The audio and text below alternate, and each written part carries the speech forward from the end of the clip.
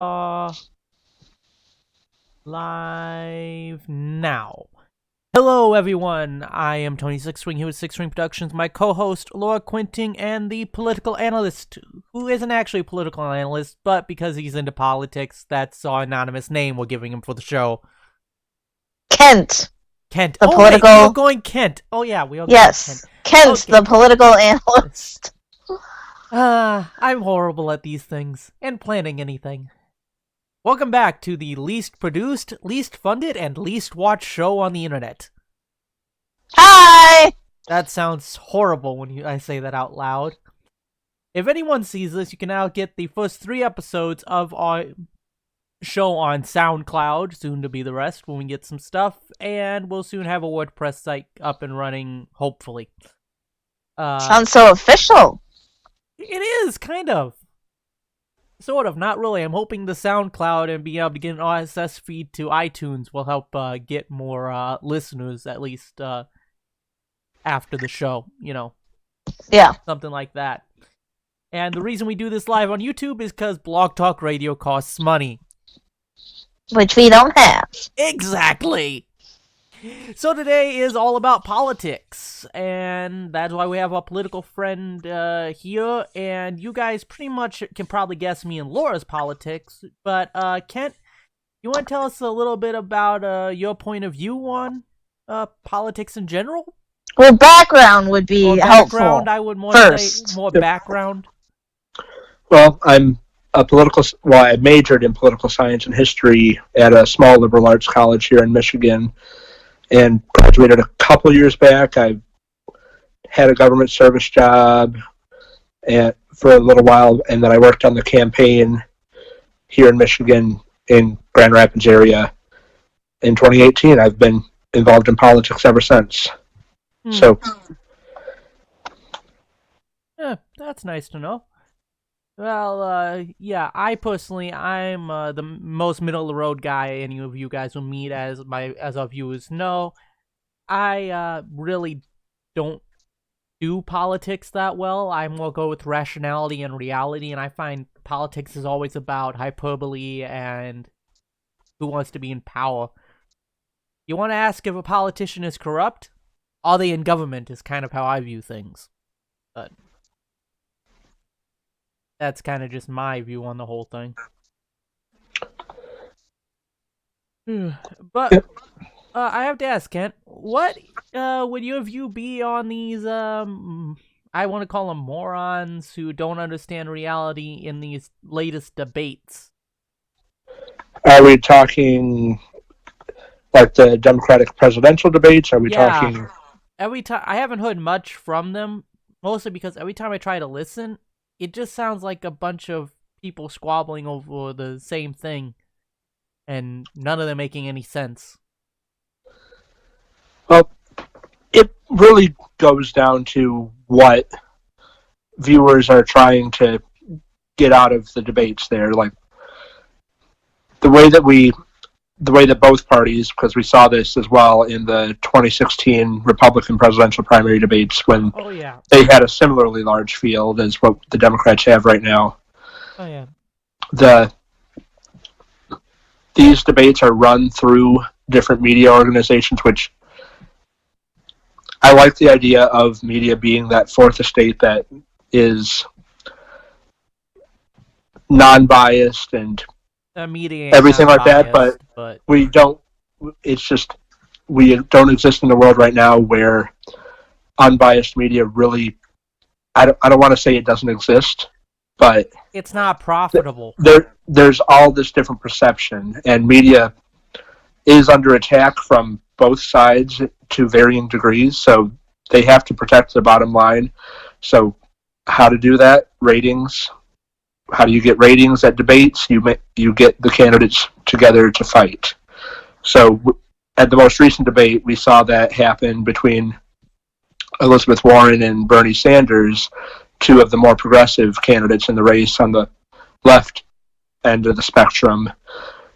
And this comment that was purportedly made by Bernie Sanders to Elizabeth Warren back in 2018, before either of them were officially running, just about whether or not a woman could win the presidency different Yeah, takes I based on remember that. that. So I remember seeing that clip. In the clip, Bernie denied saying it. Warren said he said it, and they just kept at him as if he had said it, with no evidence beyond someone saying he had said it. Nothing beyond hearsay. there's a small distinction I would make there in that Warren never explicitly said that Bernie said it. It was words being put into her mouth by the moderator after Bernie denied saying it. The moderator then turned to Warren and asked, Senator Warren, how did you feel when Bernie told you that a woman could win? And then she responded in a non-confrontational way, I would say. Both of them tried to diffuse the situation. Non-confrontational, you could say. However, she didn't respond that he hadn't said it. And I found a clip that after they left, she accused him of calling her a liar on national TV. And he's with hot mics. Right. And he said, I don't want to have this conversation right now. Maybe we can talk about it later. She wanted to turn this into a political fight to derail him. And we all do know, because I actually, well, anyone that knows, I didn't vote for Trump in the old primary. I voted for Bernie Sanders to get on the Democratic ticket. Okay. And I was like, if Bernie doesn't get on, I'll vote for Trump, because Trump is less bad than Hillary. We had no good choices in 2016, in my view. And then I'm like, okay, maybe they have something to go on here. But then the Democratic Party went, and despite the fact that everything I read, I know some political pollsters and people in politics have told me I'm wrong on this one, but I distinctly remember Bernie Sanders getting the popular vote for the nomination, but the superdelegates using their vote to override and put Hillary on the ticket. And a lot of people felt betrayed by the Democratic Party by them doing that. See, that's kind of a misnomer there. In the Democratic primary in 2016, Hillary Clinton did indeed get 4 million more votes in that primary than Bernie did. Bernie had a lot of surprise wins in Michigan, in fact, where polls showed Hillary being ahead by low double digits, 10, 12, 15 points going into the Michigan primary, which was a week after Super Tuesday, March 8th, 2016. We're coming up on the four-year anniversary of that now. But then Bernie pulled out a small 1.5-point win in Michigan and won the majority of the delegates there. The superdelegates thing, that is a fair critique, in my view, of the Democratic primary process, in that some people might have wanted to vote for Bernie in the primary and then didn't because they saw Hillary as having this insurmountable lead. But to say that was 4 million odd people, like, it was a close primary, don't get me wrong, but Hillary won that primary, whether through any bias from the DNC or not. The point is, since then, a lot of the issues that were brought up by the Bernie Sanders supporting folks that supported Bernie then, and I voted for Bernie in the 2016 primary as well. I was very torn on it. I wasn't a big supporter in either camp, but... Oh, yeah, and then we got, on the Democratic side, we got this Yang guy who can't do math, because he says about doing math, but then he says $1,000 a month for every American over 18. America has 330 million people in it. That might work in a smaller country, but you're talking multiple times the entire budget of the federal government every year. You'd have to double the federal government and just give everyone that $1,000 a month. Well, if we're thinking about that in a vacuum where other policies don't change, and I'll be frank with you here, I don't completely know what Yang's policy proposals are in terms of making sure the budget continues to be on a trajectory where we can balance it. I mean, we haven't had a balanced budget almost in my lifetime, but that's besides the point. With Yang's proposal for $1,000 a month, we can look to Stockton, California. It's a relatively large city, over 100,000 people. I think it might be about the same size as Grand Rapids, and they emerged from bankruptcy. Up until Detroit declared bankruptcy, they had been the largest city in the country to declare bankruptcy. they emerged from bankruptcy and came out with a proposal for basically what Yang is proposing, a freedom dividend of $1,000 a month for every legal resident of their community. And their economy has skyrocketed in the years since then. They went from bankruptcy to prosperity.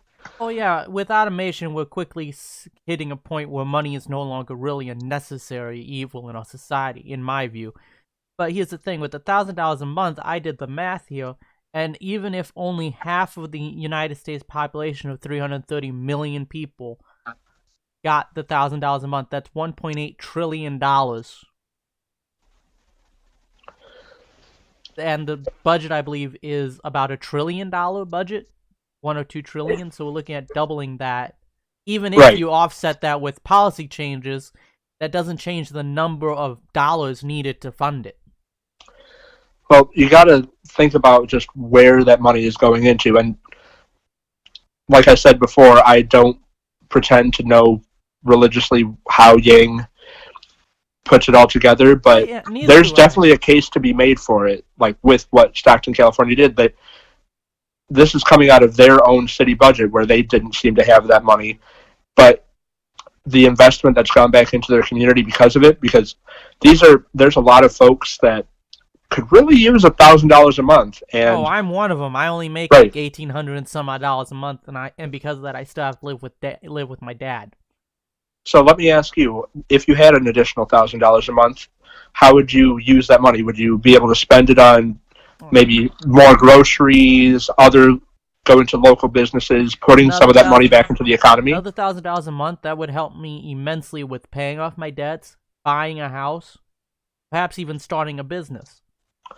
Right. It would give you a lot more economic freedom. But the problem is, if we bank, because someone has to pay for that money, either through taxation or bond sales. Granted, I do think the key to solving our tax problem is federally legalizing and taxing marijuana, due to all the states that have done so and ended up pulling themselves not only into the black, but having a surplus just from the taxes from the marijuana sales. Yep, such as we've seen it in Colorado and Washington. Yep, those are the two best examples, just because they've had it legalized the longest. But we're even starting to see it in places like Nevada and Illinois, where they've just recently legalized it. But basically, it's that reinvestment into the communities, that everyone having an additional $1,000 a month that they can spend. That money for tens of millions, hundreds of millions even of people in America, everyone basically except the super wealthy people that are making 6-7 figures a year. Yeah, some of that money will be able to be saved, but it will allow folks that are struggling to make ends meet. Okay, now I can put a better, like, refinance the mortgage on my house or pay off other debts. Now I have more spending money that I can use to support the local diner at the end of the street by being able to eat there more often. Granted, I hate to interrupt you, sorry, but I do have this one other thought. You see, out of my pay, I make a gross of $600 a week, and they take about $120 out for Medicare, Social Security, state, federal, local, all that stuff. Hey, if you guys want to give me $1,000 a month, how about you start by not taking that money on my paycheck every week?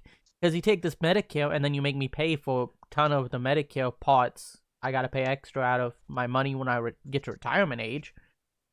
And to be quite honest, both property tax and income tax to me are against the very spirit of our nation, because the income tax wasn't properly ratified. It was pushed through in secret, kind of, after I looked into the past, and there's no law saying, it says you have to file. It doesn't say you have to pay the income tax. And property tax, on principle, essentially outlaws private property when it comes to land. You never own your land. You own the rights to pay taxes on it. So I have a problem with those two taxes on a moral level. Whether or not they're necessary for, to fund things and keep things going is a different story altogether. I'm also against a wealth tax, because a wealth tax says I own my car free and clear, but I gotta keep paying taxes on it because I own it. because a car can be considered wealth, depending on stuff. So It all goes down to how you define where that wealth is earned. Like, yeah, if you have $1 million idea that makes you $1 million by definition, like, yeah, you should be making a lot of money off of that. But what allowed you to be able to make that idea a reality? It's the society that we have. It's the education that is publicly funded that allowed you to get to the point where you're at, where you can realize that idea. It's the education that allows your workforce to be properly trained and ready to implement that idea. It's the roads that get paved publicly and maintained, the police force, the fire department, all these other public utilities that is really what is funded in large part by our tax dollars that allows any economic mobility to happen in the first place. Well, I do kind of get that. However, I do want to say this one thing. I got more of an education homeschooled and through charter schools than I ever did from the public school system where I grew up. And the roads are crap. So if we're gonna say, hey, let's fund these schools, well, then the funding needs to be put better, make sure the teachers are paid well, obviously, make sure the textbook's updated, and try to get these teachers to teach better. I understand, because I can count on I know every school's different, but I can count on one hand the amount of good teachers I had. And that is definitely a problem that we've experienced. And when you say that you had a good education at charter schools, I'll take you at your word on that. There are a lot of good charter schools out there. But for every good charter school there is. I went to two. One, it was dependent on the teacher. The other one, the teachers were kind of friends with the kids, and all the kids had IEPs and stuff, and they tried to... It ended up closing because they didn't market it right. They wanted to be this college prep school, and it was turning into this, hey, kids come here, turn their lives around, get an education, and go to college. But they wanted to have the preppy nerds in there and all the AP kids in there. And those kids didn't want to change schools. But because they didn't get the ones they wanted, even though they could have made a success if they had turned this other way, and I mentioned to them, they even agreed with me but refused to do it. They could have made it like the premier school to turn kids around instead of the alternative public school that didn't really turn kids around so much for the troubled kids. Because lots of kids went to the charter school I graduated from, got turned around out of either having mental issues or criminal record or all that stuff, and got their diplomas and went on to go to college and the military and other sorts of things. Yeah, that's definitely true in a lot of cases. But when we look at how charter schools are regulated, for every charter school that has a lot of success rate, there's like 4 or 5 that don't survive a year. And for a regular business model, that's fine, where a lot of businesses, like, yeah, it's an idea, but it just doesn't pan out in the market. When we're talking about charter schools, we're talking about the education of our children, our future, basically the future of our nation. And the way that we fund charter schools, because they get public funding, they get taxpayer dollars. Oh yeah, the lack of students and taxpayer funding is why the school got closed. Because some loophole says though the charter school cannot make a profit, the management company can. Right. Which is the real problem there. And really, I'm not thinking that we should completely change to charter schools. They have their place, in our society, obviously, the successful ones, the ones that are good. But what I'm thinking is we should look at the successful charter schools, see what they are doing, and try to implement those policies and those actions in our public schools. And try to copy some of that success. Oh, I definitely agree with you on there. There are plenty of charter schools that have done good work. The problem that charter schools have kind of exaggerated, though, is that the public funding that they receive just doesn't come out of nowhere. It's come at the expense of funding for the public schools, and probably the best example of this is what we saw with the Detroit public schools over the last several decades. Back in the 90s, school choice, the rise of charter schools, that all led to a mass exodus of students from the actual public schools in the city of Detroit to these charter schools. But if you were a kid with a disability like dyslexia or any other learning handicap, you generally weren't able to transfer over. And your education at the public school that you were stuck at suffered for it, because every kid that left, that was a several $1,000s that left that school's budget. Oh yeah, I can't remember what the funding was at that time, but and granted, I have Asperger's autism, just so you know. So if I come off a little odd, that's kind of how I am. But when I was in public school, the public school that I went to, granted, I went to one of the worst school systems in the country. Treated me like a paycheck because they got double the money because I had an IEP. Right.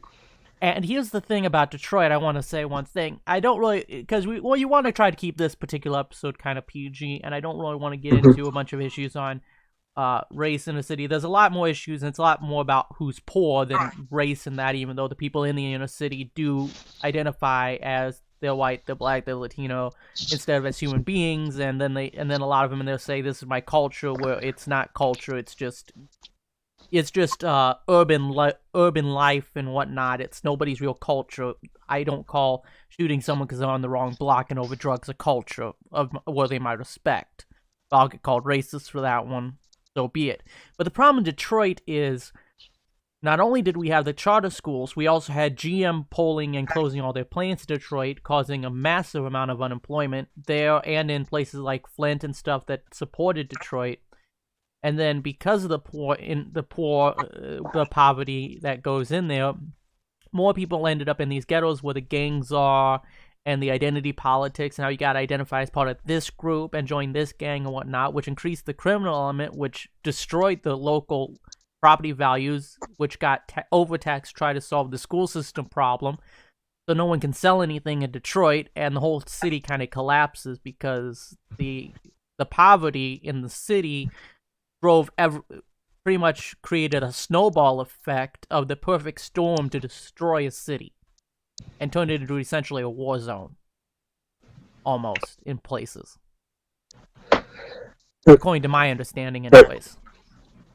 And there's aspects of that I do agree with you on, but it feels like at least a little bit you're putting the cart before the horse, just like on what led to that cyclical issue. Like, because a lot of it is there, like GM, Ford, Chrysler pulling out a lot of their factories. Yeah, that's just something that really destroyed the middle class dream, the American dream, the livelihood of thousands upon thousands of Detroit residents. But it's also stuff like redlining and other discriminatory housing practices and school practices that pervaded not just Detroit area, but pretty much the entire American landscape post World War II, when we had the suburban housing boom where new housing developments are being built, but we can put these different restrictions on based on someone's perceived race, whether they're African American, Hispanic, Latina. There's a point with that in some places, sure thing, especially down in the South, where. So when we say that housing values went down as a result of gangs, like its housing values immediately plummeted because of efforts to crack some of those redlining restrictions. Like, once an African American family moved into a mostly white neighborhood, like Morningside in Detroit near Grosse Pointe or other neighborhoods, housing values immediately fell because suddenly, our lily white neighborhood is no longer so. Oh yeah, no, I get where you're going with that. However, what I would say on one thing is, a lot of the problem with the housing value and the ability to sell a home in Detroit did come down to the local government property taxing people to death. And that was another issue. And what I'm saying is, when property values go down, I'm talking about the fact, and not everyone who is like this does this, but there is a rash of people destroying the homes they stay in who get Section 8 assistance or work here or there, and they leave it trashed. It's like, I understand you're poor, but at least take some pride in where you live and keep it cleaned up. And maybe we can make it look nicer, and then people will perceive it better as the racism kind of dies out with the old people. Because I hate to tell people, you can't really train a bunch of racist old people to just completely stop being racist. The racism and all that stuff will only really go away as those generations end up in the ground, unfortunately. Because that's how society evolves. it gets better, and then the all the people who really held tight to that old belief are in the ground and dead, and now that's kind of died with them.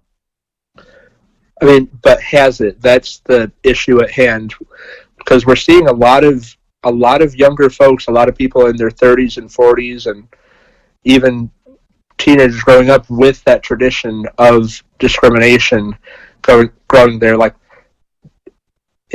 where correlation sometimes, like even though it's not causation, it's hard to teach that to a kid that sees, oh, all the black people are poor over there.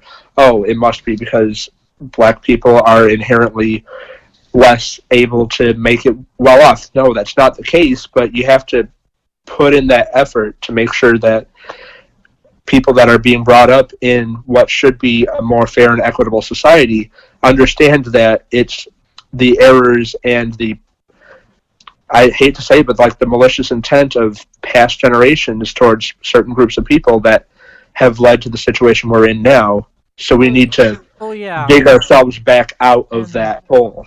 Oh yeah, and the previous generations did kind of screw over this generation with horrible economic policies and trying to create a pure society. Because here's the thing. Pure socialism and pure capitalism do not work alone. We proved that with the Great Depression, that capitalism on its own doesn't work. We proved with the collapse of the Soviet Union and Venezuela and stuff like that, that pure socialism doesn't work. You have to find the harmony between the two to create a truly stable and strong economy and social situation. At least that's what I take out of history. Now here's the one thing, though. That another thing that is driving, though, a lot of bigotry is all these people telling you that because you were born white and a male, you are both racist and sexist automatically. I know it's not everyone, but the loud minority says it. And I, for one, once I was talking with this African-American guy that I was working with, right? And we're talking about musical tastes. Like, I don't like rap music, personally. I like nu metal, which is kind of rap, and I like some rap songs, but in general, I don't really care for rap and hip-hop because I think the lyrics are nonsensical. It's not my style. But the guy kind of accused me of being racist because I didn't like rap music. And people like that make you start... People like that, and I'll run into one after another, and when I grew up, everyone was white as snow because I grew up in northern Michigan. But the African Americans I met, I never had a problem with. Now I move here, and quite a few of them that I meet have this "I'm better than you because you're white and I'm black" attitude. And it's like, why do we have to bring race into this conversation? Now, because every one of somebody I run into is acting this way, the stereotype gets stuck in my head, not from somebody else, but from my own experience. And then it's like, how can I do this and not be racist, but at the same time, every one of them I'm meeting is acting this way, like this freaking stereotype? You're only perpetuating your own problem at this point if you act this way. Why can't we just see each other as human beings? That's kind of the experience I've been having in my area. I know it's not the same in every area, because I've lived in more than one area and had different experiences, but if someone's growing up in an area where people act that way, they're going to end up not liking each other, and everyone's going to be racist against each other. Shoot, in the ghetto, Latinos and African Americans are racist against each other at times because of some gang violence and whatnot, and in prisons too. So there's a little bit to unpack there. This is a very valuable conversation to have. I wish I was better versed on it, but I'm going to take a crack at it to the best of my ability. So yeah, I'm not trying to start an argument or anything. I'm just giving my view on it. And I appreciate that. But it's valuable this is a conversation that needs to be had, and it needs to be had over and over again, because everyone's unique upbringing is valuable, and we need to understand where other people are coming from. But one thing that we need to understand about racism is that whether we like it or not, race is something that has and will continue to be a major factor in the lives of not just you and me, but pretty much everyone in this country by virtue of everything that's happened in the past. we can't wake up one day and have everything be all hunky-dory again. And I'm not saying that that's what you said. I just want to Oh make yeah, that. no, I understand things aren't that black and white. I'm a realist. I try to be the most rational guy in the room. Unfortunately, that tends to piss everyone in the room off because people like to go with hyperbole and emotions other than rationality because human nature. Yeah, because humans are inherently not rational. It's a very tight rope to walk. Well, we are predatory species. We're a hunter-gatherer species. We evolved to be predators, Mm-hmm. and pretty much we killed and ate or bred with the Neanderthals and every other sapien species. The Homo sapiens become the last ones around. Yep. That's how humans are. Granted, race also counts just like bloodlines because there's some white people that come from different places of the world. Only those people from there can have these diseases. Medicine. Race can be an important thing in diagnosing a medical condition because the genes that are common to people who have the same gene for that skin tone also are common to have this gene for this disease. Right. Like I think sorry, go sickle ahead. cell anemia or something is really Yep. only in the African American community. I was just going to bring that up. Yeah. Like, I mean, I only remember that because I just watched a House episode about it. I love House MD. That is a fun show. It was a very solid show. I'm ashamed. I'm sad that it had to end, but I understand. Really, Hugh Lowry is a great actor, but we're getting a little off topic there. Oh yeah, sorry. So is there mentioned, specifically, Tony, like political questions that you wanted more insight on? who are you asking that to, Laura? Political Tony. Questions? That you specifically wanted to ask him that you wanted more insight on? Not really. We're more talking about how these politics work. Because right now we were talking about this, and I think this stuff with schools is a political topic. I mean, if we need to move on, I'm game for that. But if we want to keep talking about this, that's also fine. Yeah. You're the host here. Did you want to ask something, Laura? Yeah, so I guess I was kind of confused on, like, these parties, the Democratic parties at least, that are being brought up and being claimed as, like, they're saying that Bernie is considered a radical Democrat, which I'm not entirely sure, like, how you would define that as well as, like, what the House Freedom Caucus is.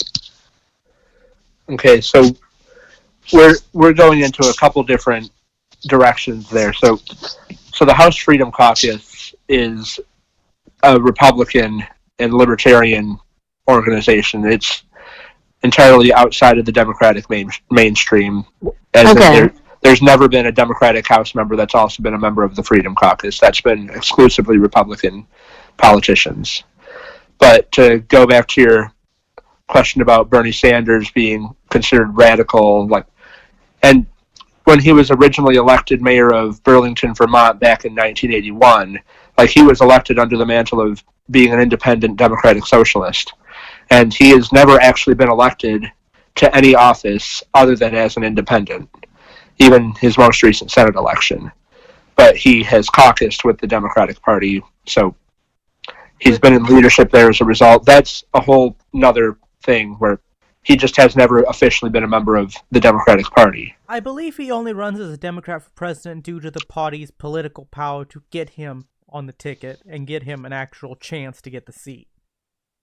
Due to a broken two-party system that requires you to either be Republican or Democrat or nobody's going to vote for you in the presidential election because those two parties have pushed the narrative that if you don't vote for one of us, you're throwing away your vote.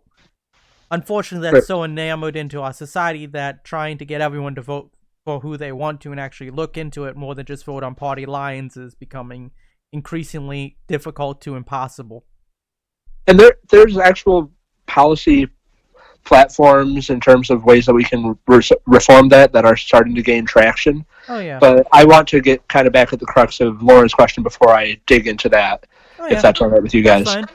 So Bernie Sanders, like, he labels himself as a democratic socialist. He believes in some of the more left-leaning kind of policies that are more mainstream liberal policies in most European countries. Like, Bernie Sanders' political stances pretty much line up with, like, the Labour Party in the United Kingdom, or the Socialist Party, which is basically their version of the Democratic Party, center-leftish party in France, other parties in other European nations as well.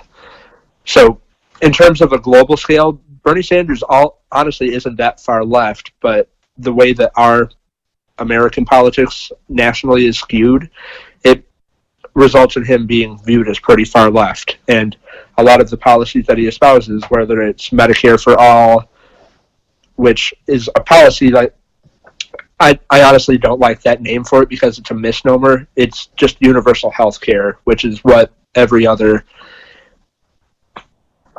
first world country, every other developed country on the planet has at this point, except for us, or other policies like free college, canceling student loan debt, which, I mean, would honestly benefit me a lot personally, but be that as it may, that just, his policy platforms on that and other similar social issues and the way that he takes an economic lens on it makes him, in our Democratic primary electorate, the farthest left candidate. And that's compared to a Joe Biden, who is more incremental, build on Obamacare. We can't afford at this point to give everyone free health care just because of how our system is his argument. So we need to get there by increments. Same thing with college, making college affordable, but not making it free because the government can't, in his argument, the government can't afford to take on the added cost of that. So it's just different approaches, and Sanders just happens to be on the farther liberal end of that. So, when you're looking at, like, just the Democratic Party, what confused me was, like, at my job, I was asking someone about, like, hey, are you, like, more, like,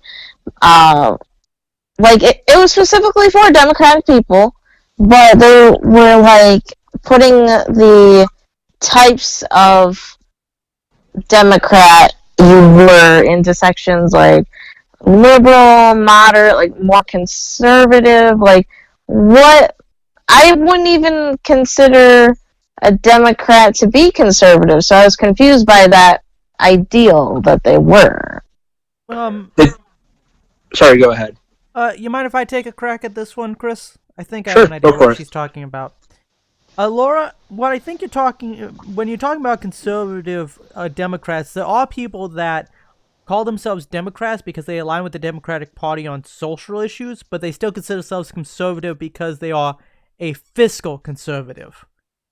Like me, I'm a classical liberal, which makes me fiscally conservative, but I also believe in when we need it, we need government to step in when we truly need it, but we need to make sure we truly need it before we put it in. But I used to call myself a liberal Republican or conservative Democrat. I've turned myself more of a capitalistic socialist because I believe in a hybrid system. But like I said, there are some conservative people that still vote Democrat because of certain social issues. So they get called a Democrat. Yeah, and the labels for conservative versus liberal, like, those are goalposts that we set up ourselves. So when we talk about a conservative Democrat, we're talking about a Democrat that's further to the right than your average Democrat, versus saying that, oh, that Democrat is as far right as conservative Republicans. That's not the argument that we're making. So basically, what we normally would term moderates if those moderates identify themselves as Democrats, that would make them a conservative Democrat by Democratic standards. If that answers your question. Gotcha. So people like West Virginia Senator Joe Manchin would be a conservative Democrat. Kyrsten Sinema, who's a recently elected Democrat out of Arizona, would be a conservative Democrat because they both are part of that more moderate wing of the party where they will vote with the party in the Senate 70-ish% of the time instead of 90+% of the time like most of the other members of the Democratic Party. Hey, Chris, I do want to ask you this on your thoughts on this one. Now, I do understand some things may have been done wrong, but what's your view on the political implications of the Democratic Party almost all the time whenever they tell us about what the impeachment charges are? They keep, like, changing it. Because apparently someone admitted they started trying to do this before the supposed Ukrainian phone call, and now they're saying it was all about the Ukrainian phone call. The whole thing seems kind of shady the way that has been played out the entire time. I mean, the Democratic Party is not a monolith. Like, the first time articles of impeachment were brought up against President Trump was back in the spring of 2017 by Representative Al Green out of Texas, who's a Democrat.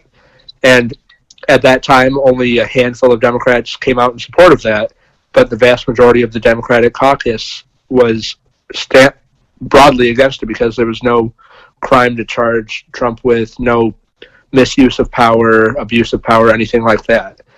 So when we finally did see a lot of Democrats make that argument that, hey, this is impeachable, the thing that they could all agree on was the Ukraine phone call, the mishandling of aid that was congressionally appropriated that Trump had no legal basis in holding back, at least without telling Congress that he was going to hold it back, which is the main crux of that argument, and using his political office to benefit himself personally. But I know we're not trying to get into Oh, no, I was just wondering why, because the whole thing, because personally I think that anything Trump's done, I saw Obama do 9 out of every 10 things Trump's done, I saw Obama doing, no one impeached him, so I find the whole thing rather hypocritical and extremely politically motivated on both sides, as it always is in Washington.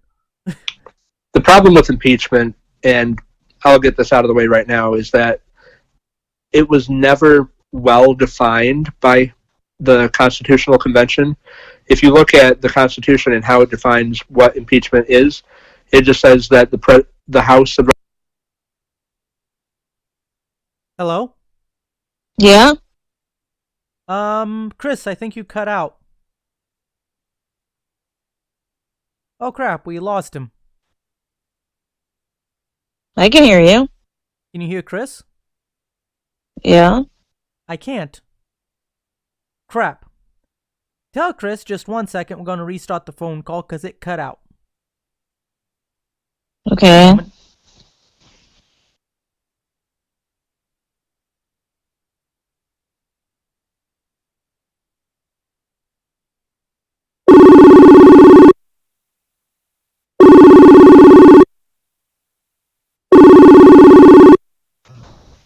Hey, I'm back. Can you hear me? Yes, I can. Yes. Now go back ahead on the impeachment thing. Sorry, you cut out there for whatever reason. Where did you lose me at? You're saying the problem with it was never defined? Yeah, so the way it was defined, it was very loosely defined, which our Constitution was based very loosely in order to be a flexible, quote-unquote, living document, and that's helped us in a lot of areas in being able to redefine it for modern senses that our founding fathers could never have imagined, like cell phones or automatic rifles or things like that. But for impeachment, like, the House has sole power of impeachment, and it can impeach the president for high crimes and misdemeanors. And it mentions a couple crimes like treason and bribery. Like, those are the only explicit crimes mentioned, and then it goes off to that nebulous term of high crimes and misdemeanors, which we don't have any things any crimes specifically defined under that statute. Oh yeah, and because I find it laughable that anyone in the government's going to, even on an oath of not being biased, I guarantee you the impeachment proceedings in the Senate end up going down party lines. Just because our political system is so polarized right now. Yeah, I guarantee I you he gets definitely agree with acquitted you just on because that. Republicans are in there. Whether or not he should have been acquitted or not, Republicans being in there means he's not going to get impeached. Yep. Well, Completely. he's been impeached. He's just not going to get convicted. Oh yeah, he's just not going to get convicted. Yep. And it's never happened to the last two presidents, that the only other two presidents that were impeached. Bill Clinton was on similar party lines, like where pretty much every House Republican voted to impeach and almost every House Democrat voted to not impeach. Yeah, impeaching him for, I understand it was with his clerk, but impeaching him for cheating on his wife with the government clerk was a kind of a stupid thing to put in the public eye. Yeah, the argument that they had made back in 1999 was that Same as a guy. he lied under oath. What else would he lie to us about? Yeah, Things it's like that. The dude was married. What was your stew? Tell the truth with his wife right there? Oh my god. But to get at a more prescient point, the impeachment of Andrew Johnson, who was president after Lincoln, he was Lincoln's vice president during the last years of the Civil War. So when Lincoln was assassinated, Johnson, who was the Southern, his policies is what kept the South from being reconstructed as Lincoln wanted to. well, it's a weird balancing point on that, but that's not the crux of the argument here. Yeah, history, it's complicated. Johnson was a Democrat who stayed loyal to the Union. He was literally the only member of Congress from a state that seceded from the Union that stayed loyal. So kudos to him on that, and that's pretty much why he was put on the ticket to be like a kind of a unity ticket for president in 1864. But after Lincoln's gone, the radical Republicans, and that's the term that they are known to history as. That's not a term that I'm giving them, just to be clear. Yeah. Yeah, they butted heads so much on Reconstruction. They passed a bunch of laws because they had a supermajority of Congress in both houses that they were able to overturn all of Johnson's vetoes. He just tried to go over their heads and not implement some of those laws, like when he fired Secretary of War Edwin Stanton and other things like that. So the House impeached him by overwhelming margins, but almost entirely party line at that point. But there were some Republicans that actually voted to keep him in office in 1868 after he was impeached because they didn't know what would happen after that, and they were like, just even at that point, we were like 80 years out from the Constitutional Convention. People weren't alive that were there, and we don't. Even at that point, we were debating what the founders meant by high crimes and misdemeanors. Oh, yeah. And actually, you know, I do have some interest in the Civil War. I guess I need to read more up on it, as I actually found out from my father's mother that I am actually related in a cousin sort of way to Abraham Lincoln, which is kind of cool. That is kind of cool. And I'm also related by marriage to the guy who the Legend of Johnny Appleseed is based on, John Chapman. So it's kind of, you know, okay. I have an interesting family lineage. Does the apple fall far from the tree? I don't know. Granted, by our states today, Abraham Lincoln would have still been a racist, though he didn't believe in slavery. Yep. You know, it's one of those things you gotta take into times into account. And I really don't mind the people who do the big things kind of understand they were still human, but I also don't mind us turning them into heroes and forgetting a few of the little not so nice things they did, because a little bit of hyperbole in history on the good side gives us something to aspire to. You know, yeah, it's a little edited. Yeah, people did this and that because history is bloody, history is complicated. But sometimes giving us something to aspire to says, Abraham Lincoln freed the slaves and he said we're all equal and whatnot, so we need to aspire to keep people from being enslaved and making everyone equal, you know. Give people something better to aspire to. Give them a good role model, as you will, because kids are not old enough to know the nuance in elementary school. Try and teach it to them is just going to confuse them. So I understand needing to, you know, simplify history to give us a few heroes to look up to. Right. But going back to the original thing that got us there, impeachment. Um, my the whole reason I went back kind of to the Andrew Johnson case on impeachment is that we've been debating what impeachment means, what high crimes and misdemeanors are, how we define it, etc.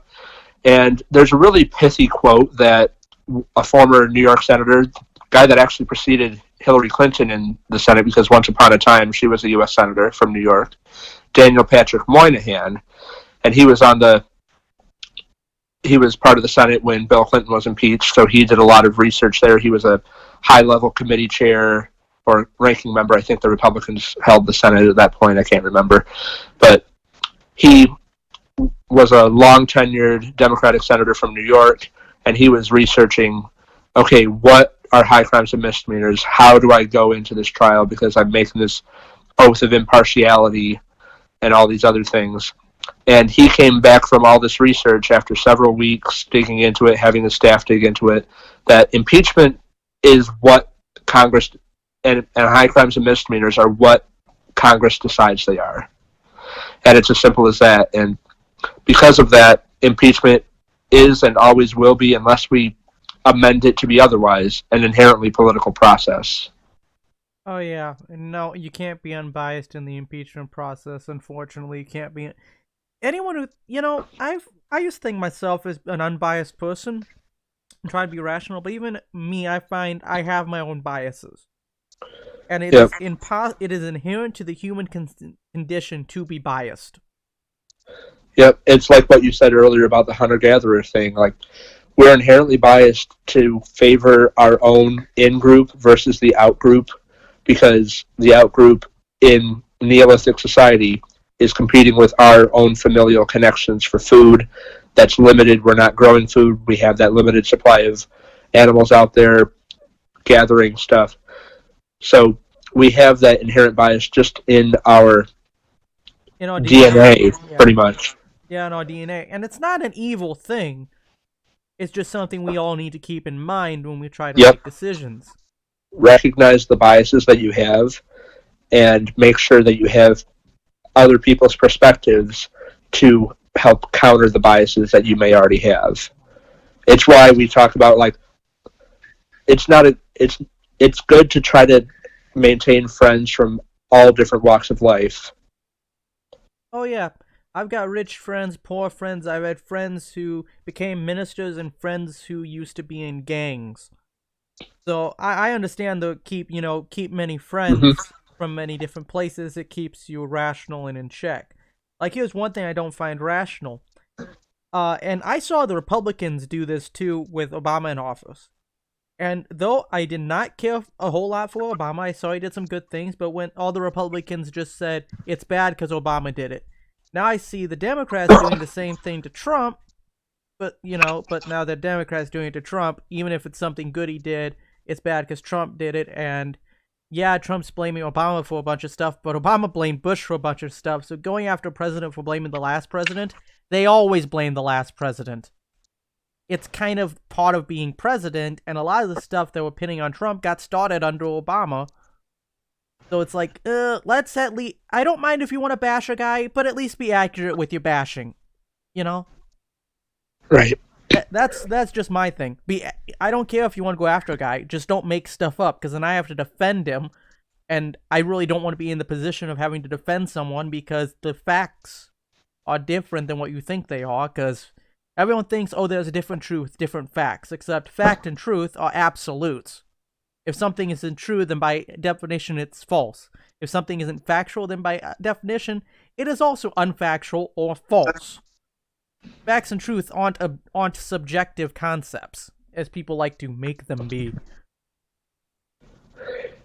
The trouble is we can break it down, and, like, I can say X and Y are things, and X could be true and Y could be not true, but like, I'm still telling some of the truth, and, like, I know that that's not a great example right there, especially since I'm not actually bringing up an example.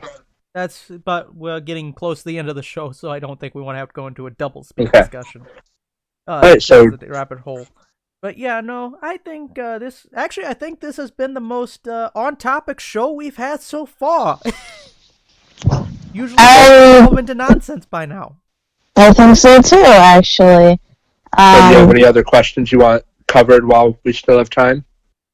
yeah, so I just with my job, I'm kind of having a better idea on like political policies and like different people and whatnot. I guess what surprises me, and I'm sure this is something that's been going on for like ages and ages, but the whole idea of having like cold callers do these surveys to kind of gauge how much like a campaigner should be, you know, going towards a certain location of people. It throws me off that there's certain questions that are so blatantly biased, and personally, like when I'm talking to a random person about stuff, I kind of feel like I'm under the whole walking on eggshells thing because they're so blatantly worded that I feel like I'm almost like insulting the person if they have like a different viewpoint on what I'm supposed to be talking about. Right, and we've all seen those surveys, like as like Facebook ads, like complete this official President Trump survey or this official Democratic survey, and the questions are worded in such a way like, do you support President Trump's effort to take away this government spending that's wasteful and all that stuff? Yes or Right. no? And it's like, well, the way that you word it, I have to say yes, but I know that you're talking about X program that, like, my aunt benefits from, and now she won't be able to use it anymore. Just throwing an example out there. So, like, no. But, yeah, it makes you sound like a jerk for responding a specific way. But no, that's something that's really gotten exacerbated in recent years, especially since Citizens United, which is a Supreme Court case from actually a decade ago now, 2010 was when it was decided, that has basically unlocked unlimited political spending through these dark money groups called political action committees, super PACs, that have basically no accountability and, to a large extent, no requirement for financial disclosure on who those donors are behind their political ad spending, those surveys, cold calls, all that stuff. Oh yeah, that was a failure of the Supreme Court right there. That there should be an exception in those rights to try to limit political corruption, but that's an argument for another day. But it does look like we are out of time for the show tonight. Thank you for being on, Kent. Yep, not a problem. I enjoyed that. And actually, if you want to stay on the chat, we can talk for a few more minutes after the show if you'd like. Right. We just only have so much time for the show. I'm trying to keep this within like an hour, keep everything about the same length. Viewers, next week, the witch has asked that we do something on trophy hunting. So I guess I'll have to actually do some research on that over the next week. So I got no idea what that is. Oh, it's where people pay to go hunt a specific animal for a trophy. And it sometimes helps with population control. Kind of like how in Michigan, if you don't hunt the deer, they'll eat everything and then everyone will be screwed. Kind of that sort of thing. But, so next week we'll be talking about that and how it's good for conservation and not actually a bad thing. And so we're going to make a lot of vegans angry? Exactly. Excellent. Okay. We're making people angry. That's my favorite pastime, don't you know? I am your maniacal host, Tony Sixring, reminding you that the first 3 episodes are now on SoundCloud. Hopefully next month we will have all the episodes up there and on iTunes, and soon we will have a WordPress site. Please make sure to subscribe. You can support us on Patreon, and yeah, that's about it. Bye!